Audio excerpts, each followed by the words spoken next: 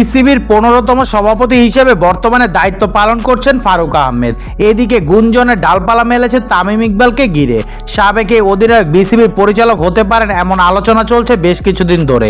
এরই মধ্যে বৃহস্পতিবার সভাপতি ফারুক আহমেদের সঙ্গে বৈঠকে বসেন ক্রিকেটাররা। সেই বৈঠকে তামিমের উপস্থিতি চলমান গুঞ্জনে যেন ঘি ঢেলে দিয়েছে। ওই দিন পাকিস্তানের বিপক্ষে সিরিজ জয়ী বাংলাদেশ দলের ক্রিকেটাররা সেদিন অন্তর্বর্তীকালীন সরকারের প্রধান উপদেষ্টা ডক্টর মোহাম্মদ ইউনূসের সঙ্গে দেখা করেন। এরপর তাদের সঙ্গে বিসিবি কার্যালয়ে বসেন ক্রিকেটাররা। কিন্তু সেখানে কোন ভূমিকায় ছিলেন তামিম ইকবাল, এমন প্রশ্ন ঘুরপাক খাচ্ছে ক্রিকেট অঙ্গনে। সেই প্রশ্নের উত্তর গতকাল দিয়েছে বিসিবির সভাপতি ফারুক আহমেদ। ক্রিকেটারদের বোনাস অনুষ্ঠান শেষে গণমাধ্যমের মুখোমুখি হয়ে তিনি বলেন, আপাতত সে খেলোয়াড়, অবসর নিয়েছে নাকি ও। এর আগে বৈঠক ও আলোচনা নিয়ে ফারুক বলেন, তামিম এসেছিল, আপনারা জানেন প্রেসিডেন্ট হওয়ার পর খেলোয়াড়দের সঙ্গে ওরকম বসতে পারিনি।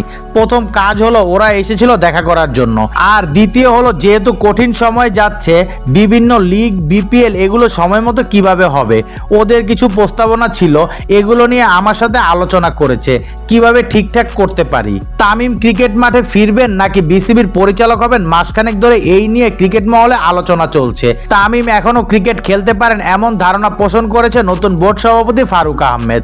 আবার তামিম ইকবাল সম্প্রতি কিছু কর্মকাণ্ড বোর্ড পরিচালক হওয়ার ইঙ্গিত বহন করছে।